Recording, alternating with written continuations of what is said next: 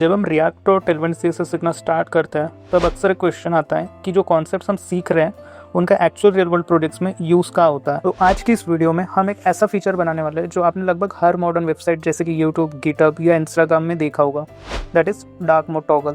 इस प्रोजेक्ट की सबसे अच्छी बात यह है कि इसे बनाते वक्त आप रिएक्ट के यूज स्टेट हुक को प्रैक्टिकली समझोगे और टेलविन सीएसएस के डार्क मोड कॉन्फ़िगरेशन को रियल टाइम में इंप्लीमेंट करना सीखोगे। ये प्रोजेक्ट कंप्लीटली बिगनर फ्रेंडली है, तो अगर आपने रिएक्ट और टेलविन अभी हाल ही में स्टार्ट किया है तब भी आप इसे बहुत ईजीली फॉलो कर पाओगे।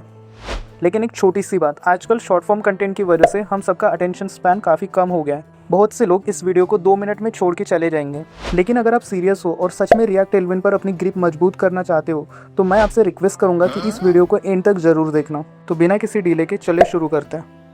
तो सबसे पहले हम अपने एप्लीकेशन का एक स्केलेटन टाइप बना लेंगे। तो सबसे पहले ये जो डिव्स है वो रहेंगे हमारे रूट डिव से आउटर मोस्ट डिव। इसके अंदर रहेगा एक डिव जिसको हम बोलेंगे मेन डिव, और इस मेन डिव के अंदर हम बनाएंगे 3 डिव्स। एक this is div 1, this is div 2 and this is div 3। तो हम अपने सबसे पहले मेन डिव को कुछ प्रॉपर्टीज देंगे। तो सबसे पहले प्रॉपर्टी देंगे मिनिमम विड्थ एक्सेल। एक्सेल मतलब होता है 576 पिक्सल समथिंग। जैसे टी शर्ट के साइजेस रहते हैं ना, SM, एक्सेल, लाइकवाइज यहाँ पे भी वही साइजेस का नाम दिया है। हम देंगे background colour white with 70% opacity. हम /70 लिखे तो उसका मतलब होता है ओपेसिटी। तो हम 0 से लेके 100 तक कोई भी ओपेसिटी वैल्यू दे सकते हैं। फिर हम आ जाएंगे डिव 1 के अंदर और वहाँ पे एक डिव बनाएंगे और उसके अंदर बनाएंगे एक H1 और उसमें लिखेंगे dark mode toggle. This will be our title. उसके बाद हम पैराग्राफ टैग यूज़ करेंगे और एक छोटा सा सब टाइटल भी लिख देंगे। तो हम कुछ आइकन्स भी यूज़ करने वाले हैं, जैसे ये मून एंड सन लाइक। सो इसलिए मैंने पहले ही यहाँ पे कॉपी करके रखा हूँ, तो आप भी इंटरनेट से कॉपी करके रख सकते हो यूज़ करने के लिए। मैं अभी डिव 1 के अंदर ही एक दूसरा डिव बना रहा हूँ और फिर मैं उन आइकन में से एक आइकन कॉपी करके वहाँ पर पेस्ट कर दूँगा। उसके बाद हम हमारे रूट डिव को स्टाइल देंगे। पहले हमने दिया मिनिमम विड्थ स्क्रीन। उसका मतलब होता है कि उसकी मिनिमम विड्थ रहेगी पूरे स्क्रीन के बराबर, मतलब जो 100 व्यू विड्थ। उसके बाद फ्लेक्स, सो इसका मीनिंग होता है डिस्प्ले फ्लेक्स। फिर item centre means align item centre and justify between, but nothing has changed. तो इसको समझने के लिए हम कोई भी बैकग्राउंड कलर दे देते हैं हमारे रूट डिव को। तो देखो प्रॉब्लम ये हो रही है कि हमने उसको हाइट ही नहीं दी है, तो वो बस ऑटोमेटिक हाइट ले रहा है कंटेंट के अकॉर्डिंग, बट हमको फुल स्क्रीन की हाइट चाहिए। तभी जो हमारा जो मेन डिव है वो सेंटर पे जाएगा। तो इसलिए हम देंगे H screen, that means the height 100 view height. तो ये तो हो गया हमारा मेन डिव। वर्टिकली तो सेंटर में आ गया, लेकिन वो हॉरिजेंटली सेंटर में नहीं है क्योंकि हमने जस्टिफाई बिटवीन दिए है, तो उसे हम कर देंगे जस्टिफाई सेंटर विद। तो दिस द आउटपुट। अभी वो वर्टिकली एंड हॉरिजॉन्टली हमारा मेन डिव सेंटर में आ गया और यही हमें चाहिए था। फिर हम अपने मेन डिव को थोड़ी सी शैडो दे देंगे, शैडो टू एक्सेल। ये जो प्रॉपर्टीज़ है वो टेलविन में ऑलरेडी लिखी हुई है, आपको बस यूज़ करना है। जब आप ये सब लिखते हो तो उसके लिए ऑटोमेटिक नॉर्मल सीएसएस जनरेट हो जाती है। और अभी हम अपना वो पिंक बैकग्राउंड हटा देंगे क्योंकि उसका काम नहीं है हमको। और अगर आपको अपना आउटपुट पूरे फुल स्क्रीन पे देखना है, फुल स्क्रीन में, तो आप अपने कीबोर्ड में से F11 प्रेस कर सकते हो। तो इससे क्या होगा कि जो ऊपर की और नीचे का जो टैब है वो गायब हो जाएगा और आपकी जो वेबसाइट है वो पूरे स्क्रीन में दिखेगी। तो इससे आपको ना थोड़ा प्रोफेशनल वाइब आएगी जब आप प्रोजेक्ट बनाओगे। तो हम अभी अपने जो रूट डिव है उसको हम ग्रेडियंट बैकग्राउंड देने वाले हैं। उसके लिए हम लिखते हैं BG-gradient-2-BR। BR means bottom right. Bottom right represents the direction of the gradient. So bottom से आके राइट साइड में जाएगा, तो वो रहेगी उसकी डायरेक्शन। ग्रेडियंट में आप मल्टीपल जो कलर्स रहते हैं उनको कंबाइन करते हो, तो वो बहुत मस्त दिखता है। तो हमारा फर्स्ट कलर है इंडिगो 50, सो हम लिखेंगे फ्रॉम इंडिगो 50 वी पिंक 50 और टू येलो 50। तो देखो हमने फाइनली अपने जो रूट डिव है उसको एक ग्रेडियंट बैकग्राउंड कलर दे दिया है। फाइनल रिजल्ट कुछ ऐसा है। अभी हम मेन डिव को प्रॉपर्टीज़ देंगे। तो अब हम दे रहे हैं राउंडेड 2 एक्सेल। तो राउंडेड मतलब जब हमें किसी डिव के किसी एलिमेंट के कॉर्नर्स को राउंड शेप में करना होता है तो हम राउंडेड प्रॉपर्टी यूज़ करते हैं। This is same like border radius. फिर हमने लिखा P10 मतलब पैडिंग 10। तो 10 यहाँ पर रिप्रेजेंट करता है, लाइक टेलबैंड में वैल्यूज होते हैं 1 to 10, so 1 value represent 4 pixel, so here we have return, तो हमने लिखे यहाँ पे P10 मतलब 10 इंटू 4 तो 40 पिक्सल, सो पैडिंग 40 पिक्सल। तो अब ये कुछ ऐसा दिख रहा है। उसके बाद जैसे हमारे पास अभी यहाँ पे 2 डिव्स है, एक मतलब div 1 में, तो हम यहाँ पर देंगे फ्लेक्स प्रॉपर्टी सो दैट वो हॉरिजॉन्टली अलाइन हो जाए, ये आइकन और ये जो टेक्स्ट है वो एक ही लाइन में आ जाए इसलिए। और देखो फ्लेक्स करते ही वो दोनों एक लाइन में आ गए हैं। फिर हम दे देंगे आइटम सेंटर प्रॉपर्टी ताकि वो वर्टिकली सेंटर में अलाइन हो जाए, और जस्टिफाई बिटवीन ताकि दोनों एंड की स्पेस ले, लाइक ये इधर से राइट हैंड साइड पे एंड पे हो जाए और वो लेफ्ट हैंड साइड के एंड में हो जाए। तो अभी हमारा div 1 कुछ ऐसा दिख रहा है। अभी हमें इसके जो टेक्स्ट लिखे हैं उसको स्टाइलिंग देनी है, तो पहले हम H1 को स्टाइल देंगे। तो पहले लिखा है हमने टेक्स्ट 3XL, सो टेक्स्ट 3XL देख के समझ आ गया होगा कि हम इसका टेक्स्ट का साइज दे रहे हैं। फॉन्ट एक्स्ट्रा बोल्ड मतलब वो भी समझ आ गया होगा कि हम उसकी वेट को बढ़ा रहे हैं। और जो टेक्स्ट लेट 900 है तो वो हम मतलब कलर है टेक्स्ट का। सेम एज हम इन द सेम वे हम जो सब टाइटल है, जो पैराग्राफ टैग है, उसको भी स्टाइलिंग दे देंगे। तो सबसे पहले हम लिखेंगे MT1 मतलब मार्जिन टॉप 1 मतलब 4 पिक्सल। फिर टेक्स्ट SM, सो SM भी एक साइज है से मतलब सबसे small. And text colour text slate 600, so that's it. और ये है हमारा फाइनल व्यू ऑफ div 1। अभी हम थोड़ा स्टाइल करेंगे इस आइकन को, तो उस साइज जो है हम बढ़ा देंगे और लिखेंगे टेक्स्ट 5XL, दैट्स इट। तो ये ठीक ही लग रहा है और यही था div 1 की स्टाइल। इसके बाद हम स्टाइल करेंगे div 2। इसके अंदर भी हम 2 div बनाएंगे। फर्स्ट div के अंदर 3 div रहेंगे।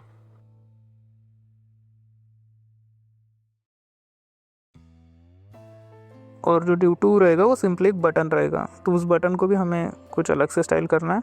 उसके लिए हम 2 div लेंगे, div के अंदर एक div, और फिर उसके बाद वो जो आइकन है मून का वो हम वहाँ पे पेस्ट कर देंगे एज अ टेक्स्ट। तो ये कुछ ढांचा बन चुका है। उसके बाद हमें सेकेंड div को स्टाइल देना है मार्जिन टॉप 8 मीन्स 32 पिक्सल, और फिर फ्लेक्स प्रॉपर्टी सो दैट जो फर्स्ट div है और सेकेंड div है वो वर्टिकली अलाइन हो जाए। देन वही सेम जस्टिफाई बिटवीन। और मैं यहाँ के जो टेक्स्ट है उसको भी स्टाइल कर रहा हूँ, तो आप देख सकते हो, क्योंकि मैं ऑलरेडी इन सब चीज़ों को पहले ही एक्सप्लेन कर चुका हूँ कि किसका मतलब क्या होता है। तो आप सिंपली उन स्टाइल को जैसे मैं दे रहा हूँ तो उसका रिफ्लेक्शन आप देख सकते हो। इसमें उतना कुछ समझने लायक है नहीं।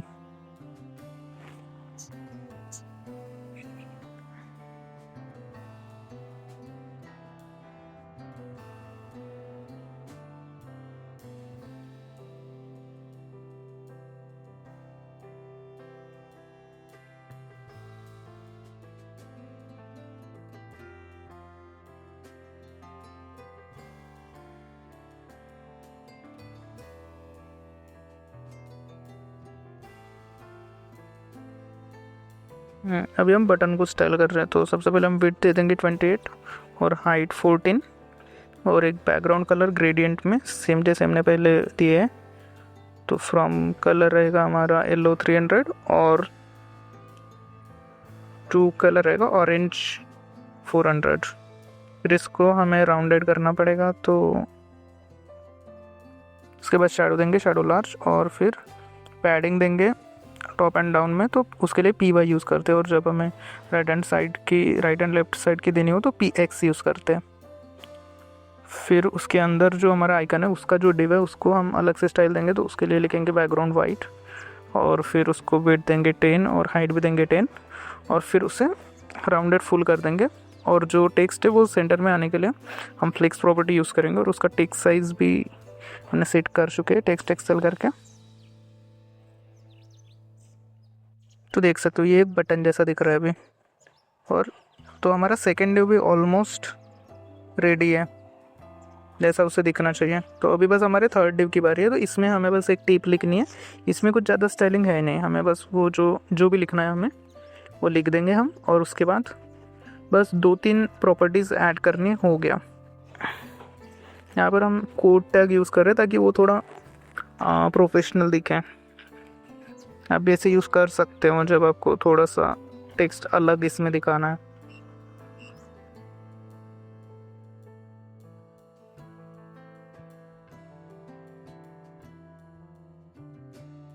फिर इसमें स्टाइल में हम देंगे टेक्स्ट स्मॉल,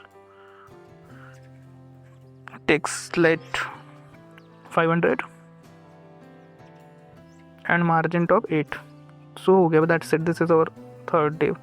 इतना है। तो फर्स्ट डिव के अंदर थे 2 डिव, फिर सेकंड डिव के अंदर भी थे 2 डिव, और थर्ड डिव में बस कुछ नहीं था, टेक्स्ट था, बस हो गया। So this is our final, we can say final static design. अभी इसमें कोई लॉजिक नहीं लगा है, तो अभी हम लॉजिक लगाएंगे। तो चलो स्टार्ट करते हैं लॉजिक। तो सबसे पहले हम एक वेरिएबल डिफाइन करेंगे यूजिंग यूज स्टेट। तो यूज स्टेट एक हुक है रिएक्ट के अंदर जिससे हम वेरिएबल डिफाइन कर सकते हैं। तो उसको डिफाइन करने का एक सिंटैक्स है। तो उसमें हम पहले लिखेंगे कॉन्स्ट, फिर उसके अंदर स्क्वायर ब्रैकेट देंगे। स्क्वायर ब्रैकेट के अंदर 2 वैल्यूज़ पास करेंगे, एक रहेगा उसका नाम और एक रहेगा फंक्शन जो कि उसकी वैल्यू अपडेट करने के लिए काम आता है। और फिर इज इक्वल टू करके यूज स्टेट कर देंगे, और उसके अंदर जो ब्रैकेट है उसके अंदर उसकी इनिशियल वैल्यू रहती है, तो वो लिख देंगे हम फॉल्स। तो ये इसको ले लेगा बूलियन वैल्यू।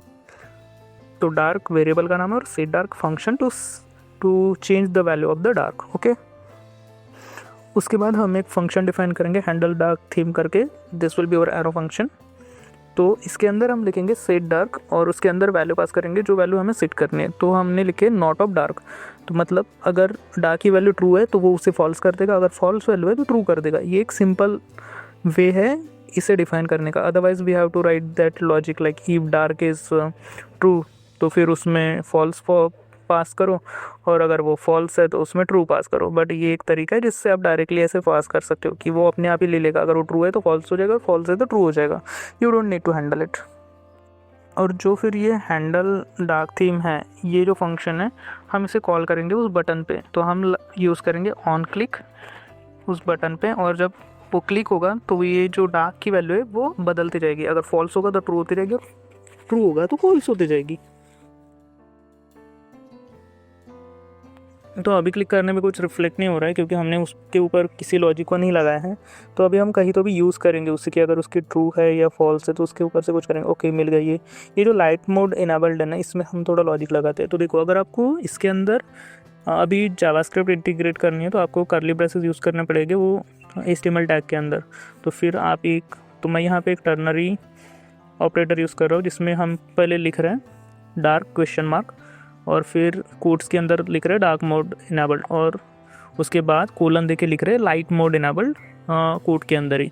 तो इसका मतलब क्या हो रहा है ना, अगर डार्क ट्रू है तो जो फर्स्ट जो टेक्स्ट है ना डार्क मोड इनेबल्ड वो यहाँ पर दिखेगा, और अगर डार्क की वैल्यू फॉल्स है तो जो कोलन के बाद वाली वैल्यू है वो आएगी। आपने टर्नरी ऑपरेटर तो पढ़ा ही होगा, इफ एल्स जैसे, इफ़ ट्रू तो पहले वाला रन होगा और अगर इफ फॉल्स तो दूसरे वाला रन होगा, सेम एज इट इज़।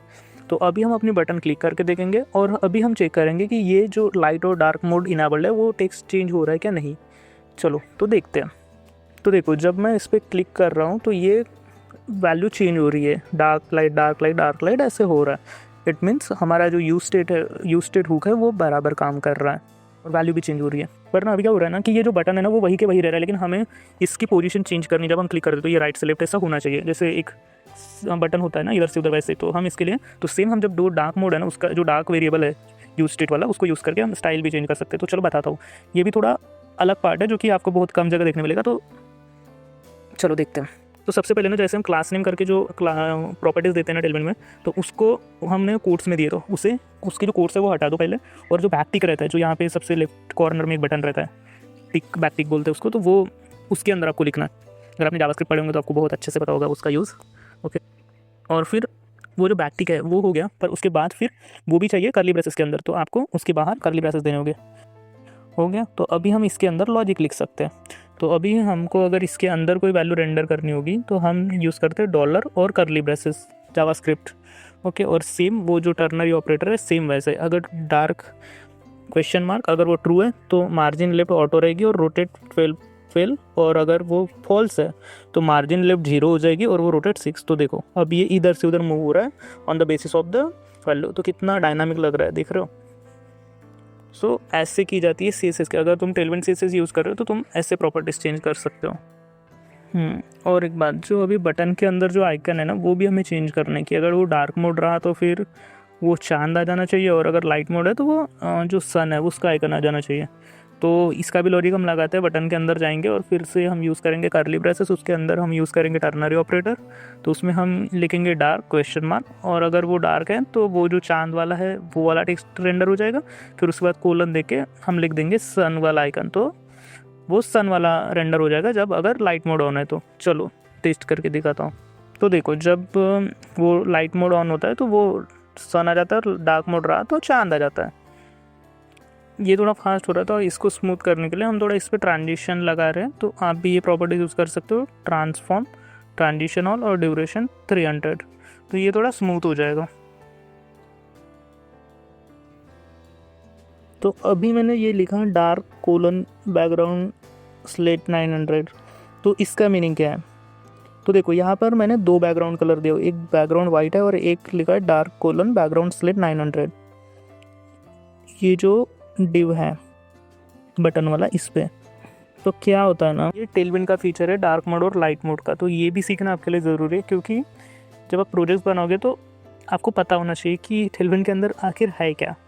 तो ये कुछ नहीं है, ये क्लास का नाम है, ऐसे समझो डार्क। और जब अगर एक क्लास नेम किसी भी जो एलिमेंट होता है, अगर जो एलिमेंट हम यूज़ कर रहे हैं, डॉम पता है आपको, तो उस डॉम के अंदर किसी भी एलिमेंट के अंदर अगर ये डार्क क्लास प्रेजेंट होगी तो उस पर ये वाली जो प्रॉपर्टी होगी वो अप्लाई हो जाएगी, और जो एग्जिस्टिंग प्रॉपर्टी होगी उसे वो ओवरराइड कर देगा। बट आप अभी बोलोगे हमने तो किसी भी एलिमेंट को डार्क क्लास नेम तो दिया ही नहीं। करेक्ट। तो क्या होता है ना, ये बाय डिफ़ॉल्ट आपके सिस्टम, अगर आपके सिस्टम में डार्क मोड ऑन होगा तो वो सिस्टम के ऊपर डिपेंड होता है। तो इसको बड़े प्यार से हैंडल करना पड़ता है। ट्रिकी नहीं है, ईजी है, मैं बताऊँगा कैसे। जैसे कि हमारे पास डार्क मोड हमने किसी भी एलिमेंट को डार्क मोड नहीं दिए, तो बाय डिफ़ॉल्ट ये नहीं अप्लाई होना चाहिए था, लेकिन वो अप्लाई हो चुका है क्योंकि मेरे जो ओवरऑल सिस्टम का डार्क मोड है वो ऑन है, इसलिए। तो वो अप्लाई होता है सिस्टम के ऊपर, वो जो ब्राउज़र सेटिंग्स होती है उसके ऊपर अप्लाई होता है। लेकिन हमको क्या करना है, क्लास बेस्ड अप्लाई करना है। उसके लिए ना हमें पहले जाना पड़ेगा टेलविंड की वेबसाइट पे, और वहाँ पर हम सर्च करेंगे डार्क मोड। यहाँ पर आपको डॉक्स मिल जाएगा, इसमें कुछ नहीं, एक कस्टम वेरिएंट डार्क करके उसे कॉपी करना है और कुछ नहीं, इसको हमें आकर पेस्ट कर देना है हमारे index.css पे। तो ये फिर क्लास बेस्ड जो हम बोल रहे हैं उसको इनेबल कर देगा। देखो अभी ये वाइट हो गया। पहले वो सिस्टम से लेता है कि सिस्टम में अगर डार्क मोड इनेबल होगा तो वो हो जाएगा अप्लाई, पर अभी हम क्लास बेस्ड कर दे तो, और हमारे डॉम ट्री में किसी भी एलिमेंट को डार्क क्लास अप्लाइड नहीं है, तो इसके कारण वो इनेबल नहीं हुआ है। तो अभी हम इसको हैंडल करेंगे। अभी हम क्या करेंगे, ये जो डार्क क्लास है वो अप्लाई करते जाएंगे और निकालते जाएंगे on the basis of dark mode enabled या डिसेबल्ड हो रहा है उसके हिसाब से। ठीक है, तो हम उसी फंक्शन में आ जाएंगे हैंडल डार्क थीम के अंदर, और उसमें करेंगे document element dot toggle, sorry वो वहाँ पे डॉक्यूमेंट एलिमेंट के बाद डॉट क्लास लिस्ट, फिर डॉट क्लास लिस्ट के बाद डॉट टॉगल, और उसके बाद फिर डार्क। तो देखो जब हम अभी कर रहे हैं तो ये हो रहा है चेंज कलर, बट क्या करना है ना, ये अलाइन नहीं हो रहा है क्योंकि ये, और उसमें लॉजिक बराबर है नहीं कि अगर वो डार्क, मतलब वो अगर वो डार्क है तो भी वो लाइट कर जा रहा है, और लाइट है तो डार्क कर जा रहा है, क्योंकि वो टॉगल पे है। उसके ऊपर ऐसा लॉजिक नहीं लिखा है कि अगर वो डार्क है तो फिर उसमें अप्लाई करना है, तभी अप्लाई करना है, अगर वो डार्क नहीं है तो फिर नहीं करना है। तो अभी हम क्या करेंगे, एक लॉजिक लिखेंगे छोटू सा कि अगर इफ़ डार्क ट्रू है तो फिर हमें वो डार्क जो क्लास है वो ऐड करनी है, अगर नहीं है तो फिर उसको रिमूव करना है। सिंपल सा लॉजिक है। चलो देखते हैं। यहाँ पर कर देंगे टॉगल की जगह ऐड, और यहाँ पर एल्स लिख देंगे document element dot class list dot add remove dark. तो ये हो गया, सॉरी उल्टा हो गया, ऐड की जगह रिमूव करना, रिमूव की जगह ऐड करना है। ठीक है 10। तो देखो जब डार्क मोड इनेबल है तो इसका बैकग्राउंड कलर ब्लैक हो रहा है, और अगर लाइट मोड इनेबल है तो इसका बैकग्राउंड कलर वाइट हो जा रहा है।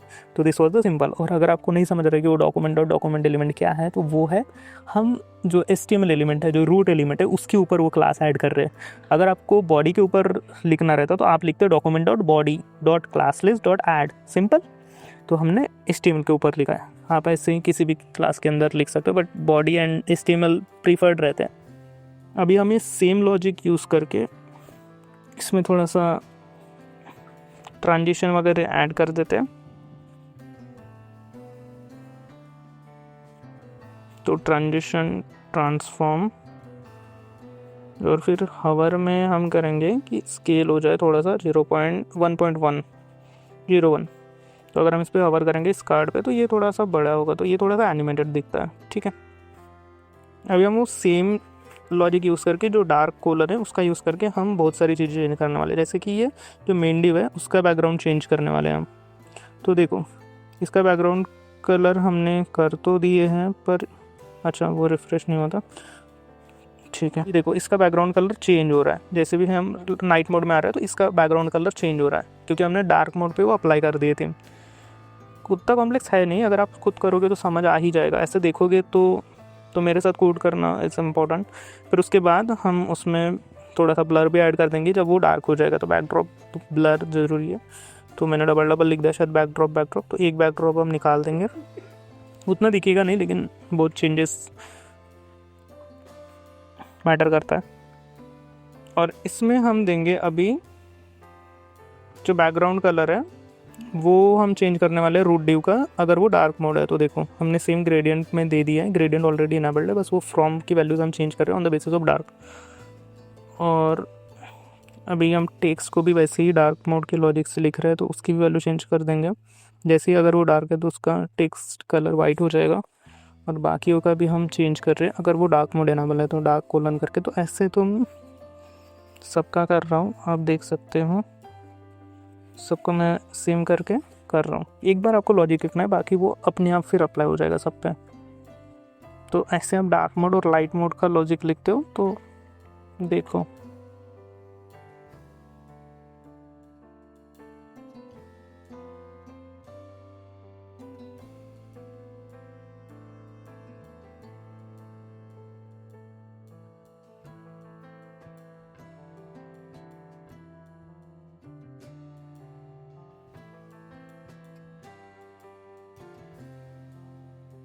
तो देखो ये है फाइनल व्यू कि जब तुम डार्क कर रहे हो तो पूरा डार्क होके फिर टेक्स्ट का कलर लाइट हो रहा है, और जब लाइट मोड में जा रहे हो तो बैकग्राउंड कलर लाइट होके टेक्स्ट का कलर डार्क हो जा रहा है।